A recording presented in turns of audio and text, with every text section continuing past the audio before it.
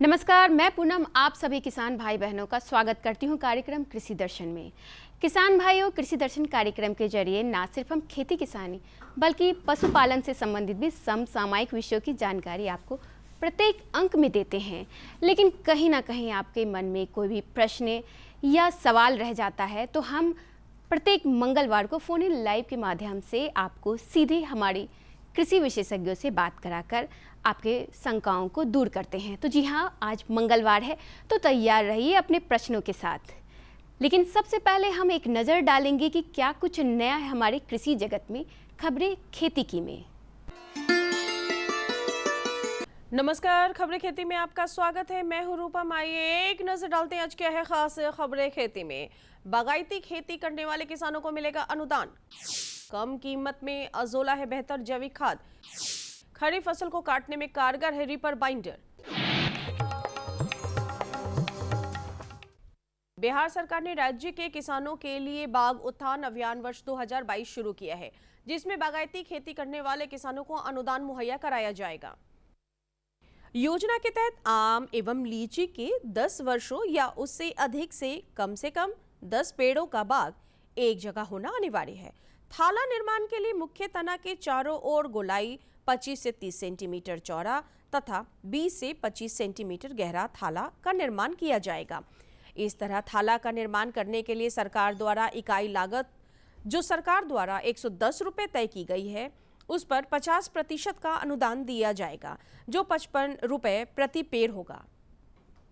इसके अलावा पेड़ के चारों ओर थाला का निर्माण करने पेड़ के स्तंभ में जमीन से 1 मीटर ऊंचाई तक चूना, कीटनाशी एवं फफूंदनाशी के घोल से पुताई के लिए भी अनुदान किया जाएगा, जिसकी इकाई लागत सरकार द्वारा 50 रुपये रखी गई है, जिस पर किसानों को 50% तक का अनुदान दिया और 25 रुपये प्रति पेड़ होगा।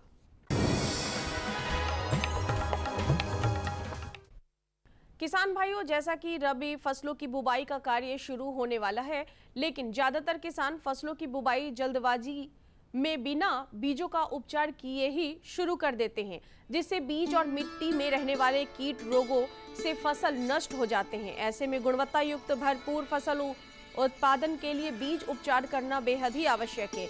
इस विषय पर ज्यादा जानकारी दे रहे हैं पौधा संरक्षण विभाग के सहायक निदेशक ब्रज किशोर। सब्जी की खेती है, सब्जी की खासकर जो हम लोग करते हैं और बिचड़ा जो डालते हैं, तो बिचड़ा प्रबंधन के लिए हम लोग का आवश्यक है कि हम लोग बिचड़ा को पहले बीजोपचार करके डालें। इसके लिए हमारा जैविक जो कीटनाशक अनुशंसित है वो है ट्राइकोडर्मा विरिडी, जिसका कि हम लोग 5 से 6 ग्राम प्रति केजी बीज में मिलाकर उसको हम लोग उपचारित करके और बीजस्थली में डालेंगे। अजोला किसानों को कम कीमत पर बेहतर जैविक खाद मुहैया कराने की दिशा में बड़ा कदम है। अजोला में कई तरह के कार्बनिक पदार्थ मौजूद होते हैं जो भूमि की उर्वरा शक्ति को बढ़ाते हैं। अगर अजोला को धान की खेती में उपयोग किया जाए तो उपज की मात्रा से 5 से 15% तक बढ़ जाती है। किसान भाई इसे धान के खेत में जैविक खाद के रूप में इस्तेमाल कर सकते हैं। उन्नत प्रभेद में आज हम बात करेंगे औषधीय गुणों से भरपूर हल्दी की एक प्रजाति काली हल्दी की। काली हल्दी कई रोगों के लिए लाभकारी है, खासकर मधुमेह और चर्म रोगों से संबंधित मरीजों के लिए इसका उपयोग बेहद लाभदायक है। काली हल्दी की अच्छी उपज के लिए 8 से 10 क्विंटल प्रकंद प्रति हेक्टेयर की आवश्यकता होती है। इसके अलावा प्रकंदों की अच्छी बढ़वाड़ के लिए मिट्टी चढ़ाना भी बहुत जरूरी है।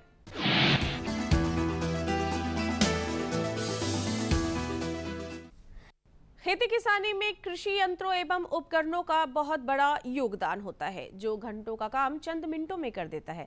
ऐसा ही एक यंत्र है रीपर बाइंडर, जो खरीफ फसल को काटकर बंडल बनाकर खेत में छोड़ देता है। मौजूदा वक्त में कई मशीनों ने किसान भाइयों के काम को आसान कर दिया है।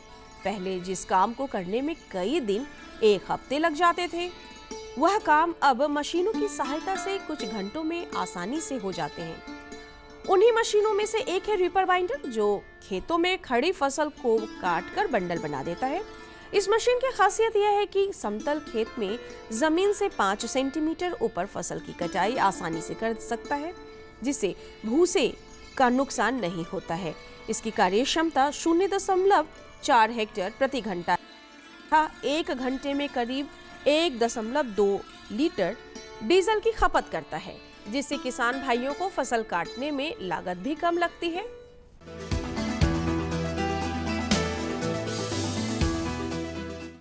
कोशिश और लगन किसी भी व्यक्ति में हो तो उसे सफलता की सीढ़ी चढ़ने से कोई नहीं रोक सकता।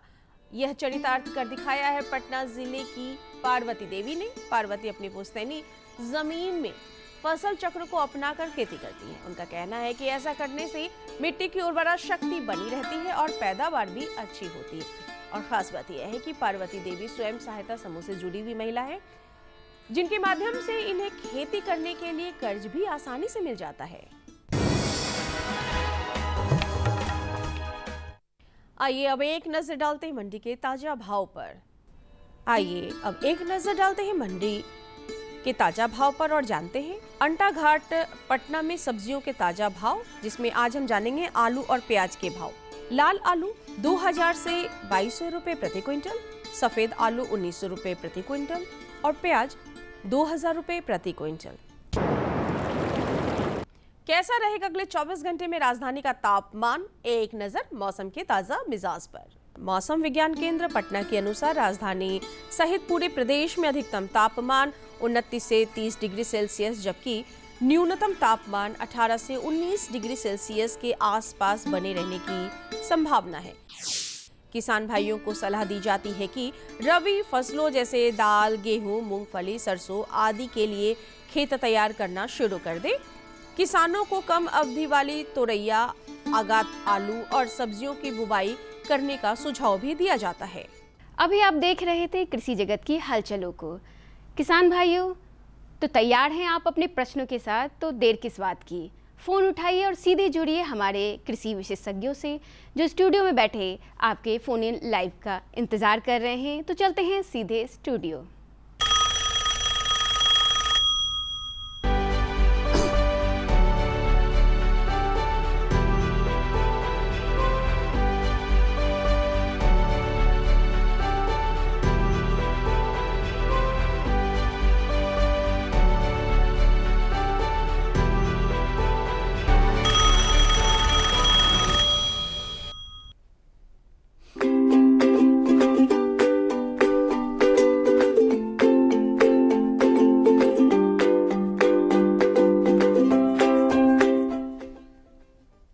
कृषि दर्शन कार्यक्रम देख रहे सभी किसान भाइयों को राकेश कुमार कश्यप का नमस्कार।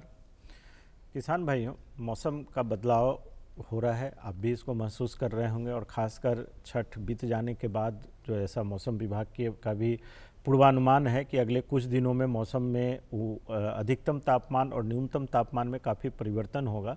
तो इन सारे बदले हुए परिवेश में जो हमारे पशु हैं उनके ऊपर आपको विशेष ध्यान देने की ज़रूरत है, क्योंकि ये जो परिवर्तन होता है उसमें आपके पशुओं के लिए बहुत सारी चुनौती लेकर आता है। तो आज हम लोग इसी पे अपनी चर्चा को केंद्रित करेंगे कि पशुओं की समसामयिक देखभाल कैसे करें, और हमारे साथ विशेषज्ञ भाग लेंगे। डॉक्टर पंकज कुमार जो वैज्ञानिक हैं प्रसार शिक्षा विभाग में, बिहार कृषि पशु विज्ञान विश्वविद्यालय पटना में। तो आप इनसे जुड़कर जो अगर कोई मौसम से बदले पशुओं से संबंधित कोई भी जानकारी चाहते हैं तो आप हमें संपर्क कर सकते हैं। हमारा टोल फ्री नंबर है 1800-3456171। तो आप इस पर संपर्क करें और अपना प्रश्न करें। पंकज जी, अभी जैसे कि विगत ऐसे भी 2 दिन में भी देखेंगे तो थोड़ा परिवर्तन लग रहा है, और बिहार के परिदृश्य में एक ऐसा मानना भी होता है कि छठ के तुरंत बाद मौसम में बदलाव आता है, जो इस बार ससमय दिख रहा है। क्या लगता है कि ये जो तापमान में अभी परिवर्तन होगा, वैसे में हमारे पशुओं के लिए इससे कुछ परिवर्तन होना चाहिए उनके प्रबंधन में? किसान भाइयों, सबसे पहले तो ये समझ लें कि जब भी मौसम में परिवर्तन होगा, चाहे बरसात के बाद गर्मी का हो या गर्मी के बाद फिर जाड़े का मौसम हो, तो शरीर की जो फिजियोलॉजिकल एक्टिविटीज़ हैं, चयापचयी क्रियाएं हैं, ये दुष्प्रभावित होती हैं। अर्थात ऑलरेडी पहले ऐसा माने कि आपका शरीर एडजस्ट किए हुए रहता है किसी विशेष तापमान पर काम करने के लिए, और उसको अचानक अगर दूसरा तापमान मिलता है तो उसके अंदर की जो भी क्रियाएं हैं वो दुष्प्रभावित होंगी, और जब क्रियाएं दुष्प्रभावित होंगी तो उसका शरीर के अन्य सिस्टम पर, तंत्रों पर इसका दुष्प्रभाव पड़ता है। जैसे पाचन सिस्टम पर इसका दुष्प्रभाव पड़ेगा, रिप्रोडक्टिव सिस्टम पर पड़ेगा, या उत्पादन में अगर पशु आपके हैं तो उस पर भी इसका दुष्प्रभाव पड़ेगा। तो हमें ये ध्यान देना होगा कि कम से कम जब मौसम बदल रहा है उस समय आप अधिक सजग रहें, सावधान रहें, ताकि पशु के शरीर पर होने वाले अवांछित तनाव को, स्ट्रेस को रोक सकें या न्यूनतम कर सकें, ताकि उनकी उत्पादकता दुष्प्रभावित नहीं हो। कभी कभी आप देखिएगा कि मौसम जब बदलने लगता है तो पशु में अगर पेट में बच्चा है तो बच्चा एबॉर्शन हो जाता है, गर्भपात हो जाता है, या दूध में अचानक ह्रास हो जाएगा, सर्दी जुकाम की समस्या होगी। तो लेकिन फिर 1 महीने के बाद शरीर एडजस्ट कर जाता है। 20 दिन 25 दिन के बाद जब तापमान अभी जैसे कि 28-29 डिग्री है और घट कर जब 10 डिग्री पर आ जाएगा, 12-15 डिग्री पर सेंटीग्रेड पर जब आ जाएगा, और नॉर्मल जब जनवरी फरवरी मार्च तक 12-15 डिग्री सेंटीग्रेड रहेगा, तो वैसी स्थिति में शरीर फिर एडजस्ट कर जाता है। तो ये पीरियड बहुत क्रिटिकल होता है और इसमें हमें ध्यान देने की आवश्यकता है। जैसे अभी से लेकर हम माने तो अगला 15 दिन या 20 दिन ऐसा होगा जिसमें तापमान मतलब प्रतिदिन के हिसाब से गिरना शुरू होगा। जी, दिन में तापमान ज़्यादा होगा, रात में अचानक गिर जाता है, फिर दिन में बढ़ता है, गिरता है, ऐसे रहता है। ऐसी स्थिति में प्रबंधन के दृष्टिकोण से अगर देखें तो क्या उनको अभी से करना चाहिए जिससे कि इसका दुष्प्रभाव कम से कम पड़े? बिल्कुल, प्रबंधन करके आप इसके दुष्प्रभाव को या वातावरण के तनाव को कम कर सकते हैं और पशुओं की उत्पादकता को आप बरकरार रख सकते हैं। सबसे पहले तो जो आपके घर हैं, चूँकि दिन में टेम्परेचर ज़्यादा रह रहा है आजकल, रात में तापमान काफ़ी कम हो जा रहा है, तो ये जो टेम्परेचर डिफरेंस होता है यही बॉडी पर उल्टा प्रभाव डालता है। तो इसके लिए जहाँ पशु को बांधते हो उस घर को आप अस्वस्थ हो जाए कि नमी रहित रहे, घर नीचे गीला न रहे, गीला अगर है तो राख का उसमें छिड़काव करें, और जो भी दरवाजे हैं या खिड़कियां हैं वो टूट गई हैं अथवा बथान हैं जिसमें सीधी हवा का प्रकोप प्रवेश हो रहा है, तो वहाँ जूट के बोरे लगा दें या प्लास्टिक का बोरा डाल दें या टाट या ओढ़नी या जो भी हुआ, ये प्रयास करें कि रात की ठंड सीधी हवा पशु के शरीर पर न लगने पाए, अंदर भी वो गर्मी बना रहे। आप घूरे की व्यवस्था कर सकते हैं। आजकल जब मौसम बदल रहा है तो आप देखे होइएगा कि मच्छरों का प्रकोप शाम में ज़्यादा बढ़ जाता है, पिछले महीने से अभी ज़्यादा हो गया है। तो इसके लिए शाम में घूरा का प्रयोग करें, धुआं का प्रयोग करें, ताकि बाह्य परजीवी या अन्य चीज़ें नहीं आए। आपके अगर गौशाला या बथान है, उसके आसपास के पेड़ अगर बड़े हो गए हों, शीशम के या जो भी पेड़ पौधे हो जो आपके गौशाला में छाया डालते हों, आप उनकी छंटनी कर दें अच्छी तरह। अर्थात सूर्य की सीधी किरणें आपके गौशाला के सतह पर प्रवेश करनी चाहिए, और उनके जो भी दुरुस्त करना है ताकि ठंडी हवा ना आए, उसमें भी कुछ काम करें आप लेकर के। किसान भाइयों, अभी से 15 दिन पहले जब मौसम था जिस पे हम लोगों ने अपनी समसामयिक चर्चा की, तब आपको यह सलाह दी जाती थी कि ज़्यादा से ज़्यादा खुला क्षेत्र रखें, उसमें हवा आए, पानी स्वच्छ दे, ये सारी बातें थी। अब आपको अगले 15 दिन के अंदर में ही अपनी पूरी व्यवस्था को बदल देनी है, जिससे कि शाम होते पशुओं को एक सुरक्षित जगह पे रखें। प्रबंधन अगर ठीक रखेंगे तो तापक्रम के इस बदलाव का और मौसम के इस बदलाव का दुष्प्रभाव आपके पशुओं पे कम पड़ेगा। लेकिन प्रबंधन करने से ही क्या काम चल जाएगा, या उसके पोषक प्रबंधन के ऊपर भी कुछ बदलाव करना चाहिए, या जो पोषण प्रबंधन अभी तक कर रहे थे उसी से आगे काम चलेगा? नहीं, बहुत अच्छा सवाल है कश्यप जी आपका। किसान भाइयों ये जान जाएं कि प्रबंधन के साथ साथ, चूँकि मैंने पहले भी बताया कि शरीर की चयापचयी क्रियाएं और पाचन तंत्र भी दुष्प्रभावित होते हैं, उन पर भी तनाव पड़ता है। तो और वातावरण में जो ठंडी है उससे भी शरीर को लड़ना पड़ता है, तो उनके पोषण पर भी खास ख्याल रखना आवश्यक होगा इन दिनों। इसके लिए आपको 2-3 चीज़ें करने की वैज्ञानिक अनुशंसा की जाती है। सबसे पहले तो हरे चारे का प्रबंधन, सही सही तरीक़ा से विटामिन ए विटामिन ई उसमें प्रचुर मात्रा में पाया जाता है। इसलिए हरे चारे का समुचित प्रबंधन कर लें ताकि भर जाड़ा पूरे जाड़े भर ऋतु उन्हें हरा चारा सही मात्रा में मिले। औसतन अगर 2 से 2.5 क्विंटल के पशु अगर आपके हैं तो उन्हें 25 से 35 किलो हरा चारा प्रति पशु प्रतिदिन के हिसाब से देना सुनिश्चित करें। अगर 1.5 से 2 क्विंटल हैं तो उन्हें 15 से 20 किलो हरा चारा न्यूनतम मात्रा में उन्हें अवश्य ही प्रतिदिन मिलना चाहिए। ये शरीर के स्ट्रेस को कम करेगा और उनके अन्य उत्पादकता को या उत्पादन को गिरने नहीं देगा। अगर दूध उत्पादन ले रहे हैं आप तो दूध उत्पादन को मेंटेन रखेगा, या फिर मांस उत्पादन के लिए पशु रखे हुए हैं तो उसमें भी इसका ह्रास नहीं होगा। दूसरा प्रमुख चीज़ अगर ये है कि अभी जाड़ा में उन्हें बाहर से भी गर्मी अंदर से गर्मी की आवश्यकता पड़ती है, तो खली की मात्रा आप बढ़ा सकते हैं। पशुओं में आप थोड़ी खली की मात्रा इन दिनों बढ़ा दें। जो भी आप खली देते हैं उसमें 8 से 10% इन दिनों खली या सरसों की खली या तीसी की खली या बादाम की खली, फैट जो है या ऑयल सीड केक्स जो आप दे रहे हैं उसकी मात्रा अवश्य ही बढ़ा दें, जिससे एडिशनल वसा उसके शरीर में मिलेगा और वो भी उसको शरीर के अंदर से एनर्जी बेहतर रूप में देगा। तीसरा चीज़ पोषण में आवश्यक है आपको कि पानी स्वच्छ और पानी की चर्चा करेंगे। पानी बहुत महत्वपूर्ण है, चूँकि मौसम के बदलाव के साथ गर्मी में पानी की खपत ज़्यादा होती है। क्या जाड़े में भी उतनी ही खपत होगी या उस खपत को बरकरार रखना है, ये बहुत ही महत्वपूर्ण पहलू है जिसके विषय में हम आपको बताएंगे एक छोटे से सूचनात्मक अंतराल के बाद। हम तुरंत वापस। अरे भाई रामेश्वर, क्या बात है, बड़े परेशान दिख रहे हो? सोच रहा था कि अभी तो हाथ पांव चल रहे हैं तो खेती कर पा रहा हूं, कल को जब इनमें ताकत नहीं रहेगी गुजारा कैसे होगा? पेंशन से। पेंशन? हाँ, और वो भी हम जैसे किसानों के लिए। अब हम जैसे छोटे किसान भी 60 साल के होने पर 3000 रुपए मासिक पेंशन पा सकते हैं। सच में? हाँ, चलो मैं तुम्हें दिखाता हूँ। 18 से 40 वर्ष की आयु के लघु और सीमांत किसान इस स्वैच्छिक और अंशदायी पेंशन योजना में 55 रुपए से 200 रुपए की मासिक किस्त देकर प्रवेश कर सकते हैं। भारत सरकार भी हर महीने किसान के बराबर किस्त का योगदान करेगी। कभी नहीं सोचा था कि हम जैसे किसानों की भी पेंशन का सपना कभी सच होगा। प्रधानमंत्री किसान मान धन योजना, अन्नदाता के परिश्रम को संबल, पेंशन से सुरक्षित उनका कर। नजदीकी जन सेवा केंद्र जाकर इस योजना से जुड़ें। वाह मेरे स्मार्ट किसान, स्मार्टफोन है, डाटा भी है और कृषि नेटवर्क ऐप खेती की हर समस्या का समाधान। बीज का चयन, फसल बीमारी के उपचार, आसपास के मंडियों के भाव, अब हमारे हाथ में हर समाधान। कृषि नेटवर्क, किसान का स्वाभिमान। डाउनलोड करें अभी के अभी।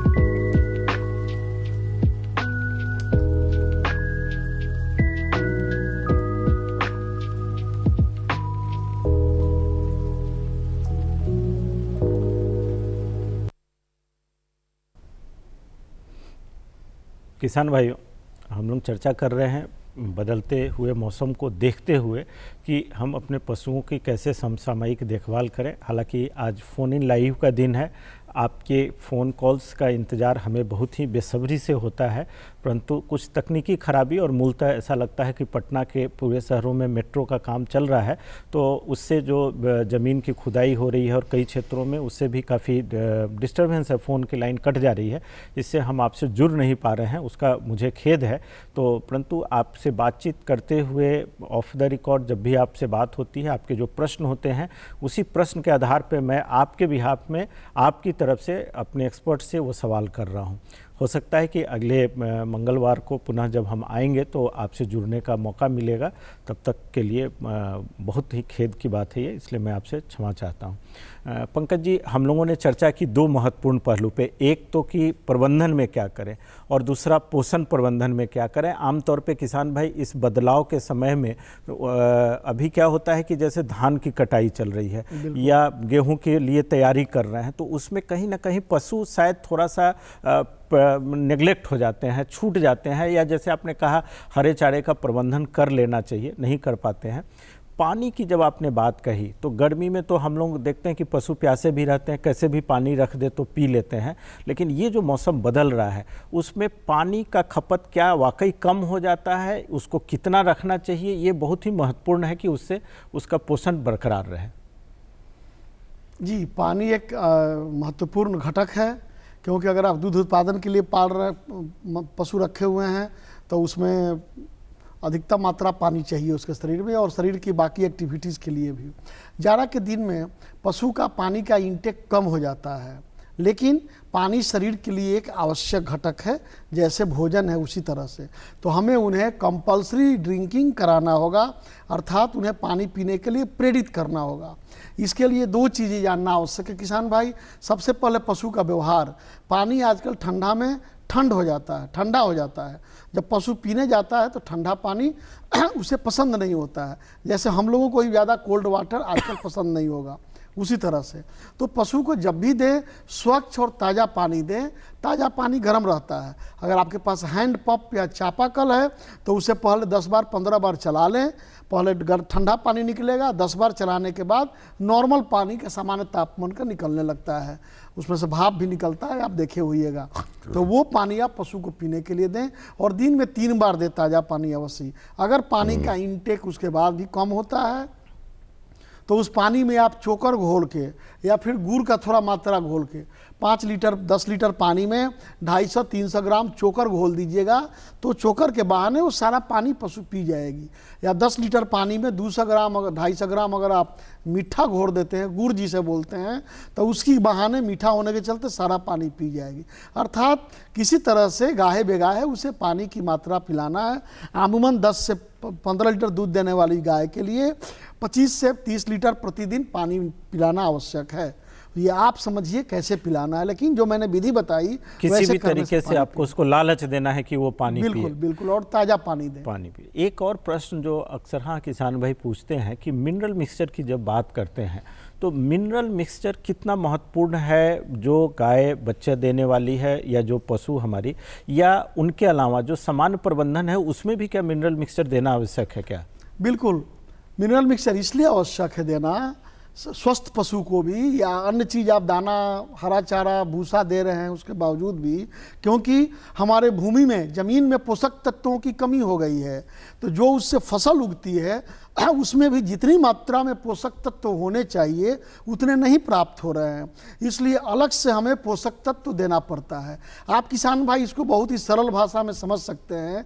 अपने बच्चों को घर में अगर हम कुछ खिलाते हैं, सब कुछ खिलाने के बावजूद भी अलग से कुछ पोषक सप्लीमेंट्री फीडिंग देते हैं, कई कंपनियां बाजार में हैं उनका दूध में मिलाकर देने के लिए आप देते हैं। उसी तरह से मिनरल मिक्सचर भी पशुओं के लिए है। वो देने से उसमें 35, 36 या 40 तरह का अलग अलग कंपनियों का, उसमें vitamin A, vitamin D, E, calcium, phosphorus, magnesium, trace minerals जितने आते हैं, जिंक, कॉपर, कोबाल्ट, आयरन, ये सारी चीज़ें उसमें मिली रहती हैं। तो अगर हरे चारा या अनाज में किसी तरह से ये पोषक तत्व न मिल पाए तो अलग से मिल जाने से पशु के शरीर में उसकी कमी नहीं होती है और पशु की उत्पादकता बरकरार रहती है, पशु स्वस्थ रहता है, उसके शरीर की रोग प्रतिरोधी क्षमता भी बरकरार रहती है। एक प्रश्न और जो किसान भाई की तरफ से ही आते रहा है जी, जिसमें वो ये जानना चाहते हैं कि पशुओं के लिए जैसे समान तौर पे तो हम लोग जो भी चारा देते हैं या दाना बना कर दिए, तो उसमें नमक का क्या मतलब पशुओं के लिए नमक की क्या भूमिका है और नमक कितना देना चाहिए और कितना ज़रूरी है? बहुत ही महत्वपूर्ण प्रश्न है, जिसमें कि हम सभी लगभग लोग लापरवाही करते हैं नहीं जानने के चलते। नमक देते भी हैं, लेकिन कहाँ हम लोग थोड़ी गलती कर रहे हैं उससे जानना आवश्यक है। नमक जो है आयोडीन का स्रोत है, लगभग सब लोग जानते होंगे, लेकिन अच्छे कंपनी का नमक देंगे अगर, कीमती नमक जो खुद हम लोग खाते हैं, तभी उसमें आयोडीन बेहतर मिलता है। बाज़ार में आप देखते होगा मवेशी का नमक करके आता है ₹3 ₹4 किलो, आमूमन एक बोरी ला देते हैं किसान भाई और उसी में से निकाल कर देते रहते हैं। किसी काम का नहीं है, वो सिर्फ स्वाद के लिए है। उसमें आयोडीन की उतनी मात्रा नहीं होती है जितनी होनी चाहिए। तो किसान कहते हैं कि सर नमक तो हम दिए लेकिन काम नहीं किया। आप बेहतर उच्च गुणवत्ता का नमक दें। आयोडीन की मात्रा सही सही देने से पशु के गर्भाशय में जब पल रहा है तो गर्भस्थ शिशु का विकास सही होगा, पशु का बच्चा अंधा नहीं पैदा होगा, विकलांग नहीं होगा, मानसिक रूप से भी स्वस्थ होगा, शारीरिक रूप से स्वस्थ होगा, उसके नर्व्स वगैरह सही रहेंगे। तो आयोडीन अवश्य ही दे। एक वयस्क पशु को 50 से 100 ग्राम नमक प्रति पशु प्रतिदिन के हिसाब से देना चाहिए। किसान भाइयों, वक्त हो चला है एक छोटे से सूचनात्मक अंतराल का। हम तुरंत वापस आएंगे इस अंतराल के बाद। प्रधानमंत्री किसान सम्मान निधि, उसका लाभ उन किसानों को मिलेगा जिनके पास 5 एकड़ से कम भूमि है। आजादी के बाद देश के इतिहास में किसानों के लिए बनी ये सबसे बड़ी योजना है। प्रधानमंत्री किसान सम्मान निधि। इस योजना के तहत 2 हेक्टेयर तक की जोत वाले किसान परिवार को 6,000 रुपए का सालाना भुगतान होगा, जो पात्र किसानों को 2-2 हजार की 3 किश्तों में सीधा उनके खातों में जमा होगा। इन पात्र परिवारों का चयन राज्य सरकार कर रही है। इस योजना का पूरा खर्च भारत सरकार वहन कर रही है। सम्मान, जिस पर हमेशा अन्नदाता का हक था, उसे अब वो सीने पर लगाकर घूम भी सकेगा। प्रधानमंत्री किसान सम्मान निधि, किसान की किसानी का नया अभिमान। वाह मेरे स्मार्ट किसान, स्मार्टफोन है, डाटा भी है और कृषि नेटवर्क ऐप खेती की हर समस्या का समाधान। बीज का चयन, फसल बीमारी के उपचार, आसपास के मंडियों के भाव, अब हमारे हाथ में हर समाधान। कृषि नेटवर्क, किसान का स्वाभिमान। डाउनलोड करें अभी के अभी। किसान भाइयों, हम लोग चर्चा कर रहे हैं पशुओं की समसामयिक देखभाल, जिसमें बहुत ही महत्वपूर्ण है और बहुत ही महत्वपूर्ण समय में हम ये चर्चा कर रहे हैं, जिसमें कि जो कुछ चीज़ें ऐसी है जो कि बगैर खर्चे के आप करेंगे तो आपके पशु को होने वाले नुकसान से आप बच सकते हैं। जिसमें महत्वपूर्ण था प्रबंधन। कैसे आज आपको हम सचेत कर रहे हैं कि प्रबंधन पे तुरंत ध्यान दें। 2-3 बहुत ही महत्वपूर्ण बात जो हमारे विशेषज्ञ बताएं, मैं आपको पुनः कह दूं, जिसमें नमक की बात की गई कि गुणवत्तापूर्ण नमक दें। यह मानकर नहीं दें कि पशुओं को देना है उससे क्या फ़र्क पड़ता है, वैसा नहीं है। पानी, ये जो पीने के लिए उनको प्रेरित करना है, ये 2 चीज़ बहुत महत्वपूर्ण है। बहुत छोटी सी चीज़ है, लेकिन अगर आप इसका उपयोग करेंगे तो आपको गुणात्मक परिवर्तन आपके पशुओं के स्वास्थ्य के ऊपर, उत्पादन के ऊपर आपको देखने को मिलेगा और निस्संदेह मिलेगा। पंकज जी, इसके बाद मैं एक बहुत छोटा सा प्रश्न कहें या उसका छोटा ही जवाब चाहते हैं कि ये तो हम लोग बड़े बड़े पशुओं की बात करते हैं। 2 महत्वपूर्ण पशु हमारे थे, एक तो बकरी हो गई या छोटा काफ हो गया, जिसके लिए भी मतलब कोई विशेष बात ध्यान देने की होनी चाहिए। क्योंकि आमतौर पे जो किसान भाइयों की तरफ से शिकायत आती है कि उनका पैखाना ज़्यादा होने लगता है या कुछ इस अनरेस्ट जैसा, हाँ, तो उसका क्या कारण होता है ये मौसम में और कैसे उनका देखभाल करें? जाड़े के दिनों में, विशेषकर अभी के मौसम में, अगर कोई गाय या भैंस बच्चा दी है तो नवजात पशु अर्थात 1 महीने या 1.5 महीने के अंदर के जो पशु हमारे हैं, नवजात और 1.5 महीने के भीतर के, या बकरियों के बच्चे या मेमनों का प्रबंधन जैसा कि आपने बताया, इस पर विशेष ख्याल रखने की आवश्यकता है। विशेष ख्याल का अर्थ ये हुआ कि अगर उन्हें जरा सा भी रात में ठंड लगा तो ठंड लगने के बाद उन्हें दस्त होने की शिकायत होगी और लापरवाही के बाद खूनी दस्त या फिर व्हाइट स्कोर डायरिया बोलते हैं, उजले रंग का पैखाना होने लगता है। उसके लिए दूध ज़्यादा पीने से रखे चलते हैं।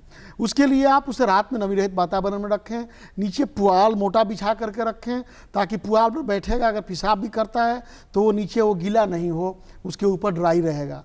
ये अवश्य ही दें। कभी भी मिट्टी पर न बैठने दें, ठंड लगेगा। बोरा की व्यवस्था करें। रात में अगर आप प्रबंधन पे विशेष ध्यान देने की ज़रूरत है। किसान भाइयों, आज हम लोग चर्चा कर रहे थे, टॉपिक जो था ऐसा लगता था कि समसामयिक देखभाल में क्या करना है, परंतु कई महत्वपूर्ण बिंदुओं पे चर्चा हुई। इसके अलावा भी यदि आप इससे जुड़े या किसी अन्य विषय पे वार्ता चाहते हैं तो पत्र लिखें। पता है कृषि दर्शन, द्वारा केंद्र निदेशक, फ्रेजर रोड, दूरदर्शन केंद्र, पटना 8,00,001 पिन कोड है। आप हमें ईमेल भी कर सकते हैं। हमारा ईमेल एड्रेस है director.ddkpatna@gmail.com। तो आप ज़रूर अपना जो भी कंसर्न हो हमें भेजें। पंकज जी, आज आप आए, इसके लिए आपका बहुत बहुत धन्यवाद।